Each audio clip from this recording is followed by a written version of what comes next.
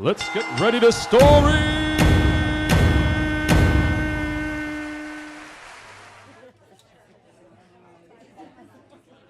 I've seen this man around.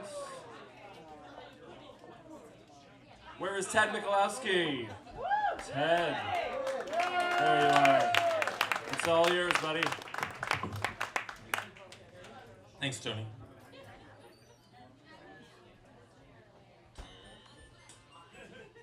Oh, wait, back up.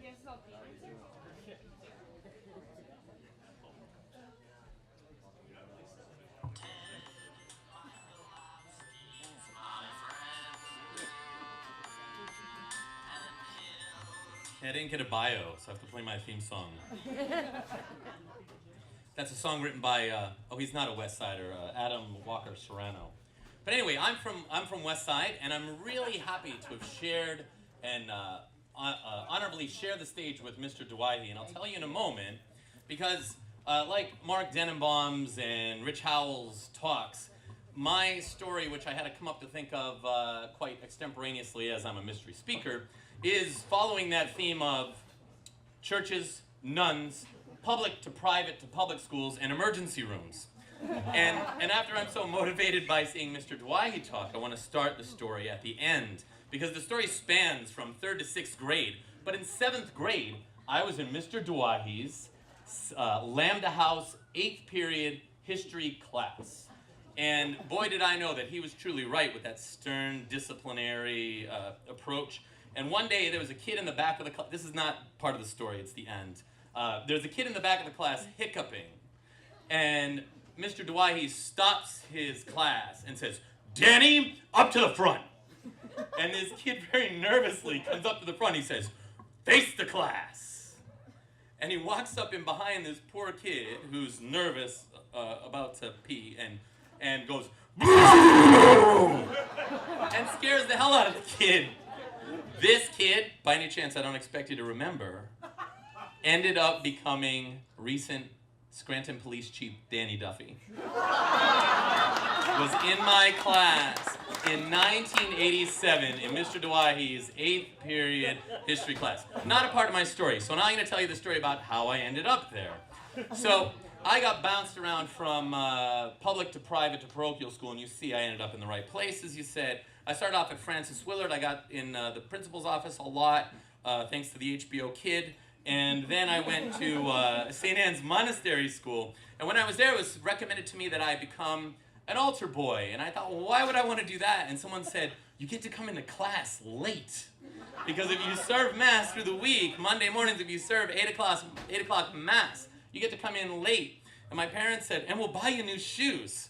Because when you're on the altar, you wear those gowns. And the only thing people see are your shoes. So I said, class late, okay, new shoes. But then I realized I wasn't so excited about the new shoes until I realized how thick that carpet was and how much static electricity it worked up when you rub your shoes.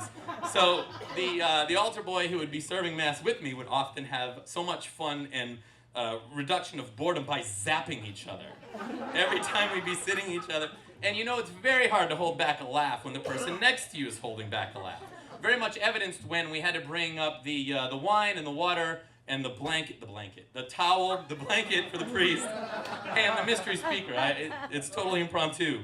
And we bring up the towel and the wine and the water to the priest, and I thought, oh no, I didn't zap anybody, and I've been walking with these new shoes, and the kid knew it, and he walked away from me, and I said, come here. And sure enough, the priest took the wine and the water, which I was holding him, and it zapped him. And then all that laughter that we were holding back came out. The priest stopped the entire Mass and said, boys, I remember this vividly, boys, this is our church. I was so embarrassed, and the whole entire congregation was staring at us as we're up there laughing, and they hear this big zap sound, and the priest jumps. So then I was appointed to ring the bell.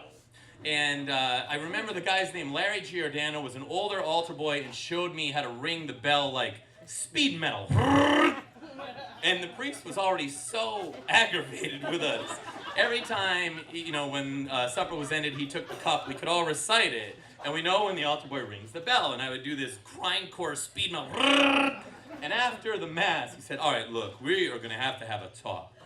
All that I want from you, and if there ever was another time where we had to hold back a laugh, he said, look, this whole aggressive bell ringing has to stop, and this zapping has to stop, and with this bell ringing, look.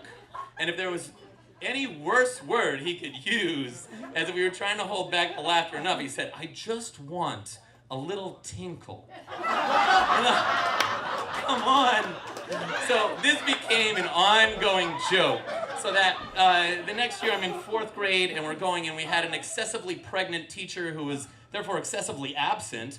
And we had Sister Mary Shrapnel Wound, the common substitute, who was as wide as she was tall. So if she ever reclined, I don't know why none would recline. Maybe like the Sisters of St. Anne's Calendar.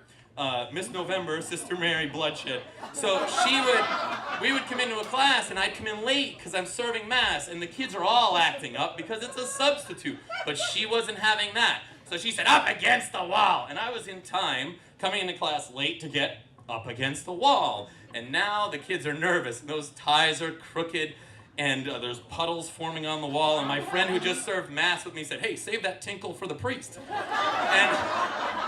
And Sister Mary Battleship would say, I have 2 rules for you. And rule number 1, if your teacher's not here, I am in charge. But when she went to rule number 2, she forgot to hold rule number 1 up. So she said, and rule number 2. And this is at a time of pre-Photoshop,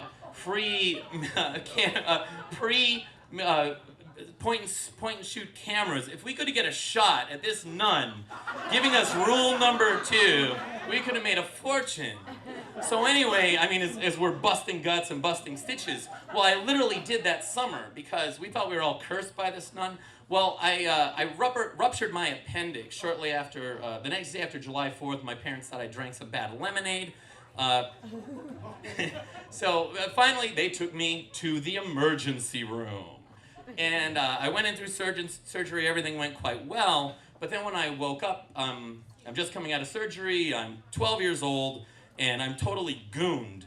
And of course, the first person I want to see is right next to me, my dad. And my dad says, hey, take it easy. You just came out of surgery, you have staples in your stomach, take it easy. And I said, but Dad, I mean, there's that little tinkle. I said, but Dad, I have to pee. And he said, well, you can't, you're hooked up to an intravenous, there are all these things hooked up to me. He said, you can't get out of the bed. I said, well, what am I supposed to do? And he said, well, you're gonna have to use a bedpan, which I thought was for old people. And I said, well, what's that? And he said, well, it's this piece of plastic, and you're just going to pee into it. And I thought, well, that's weird, but please get it to me quick, because I really have to go. And while he's going somewhere to find the bedpan, the phone rings, which I hear very muffled as I'm totally out of it, right coming out of surgery, waking up. And all I can hear my dad is saying is picking up the phone and saying, oh, hello, Father. Yes, Father, he's right here. Actually, he's doing quite well, Father. Certainly I can let you talk to him, Father. Meanwhile, I'm dying for this piece of plastic that I could pee into. And my dad gives me the hospital phone, very much made of plastic, which I proceed to put down the covers, and I douse that phone. I saturate that phone, and my dad yells, Ted, you're peeing all over the priest. And because this was such a running joke, I was totally prepared for this one moment in life where I could say, Dad, he wanted a little tinkle. Thank you. West Side, talking dubs.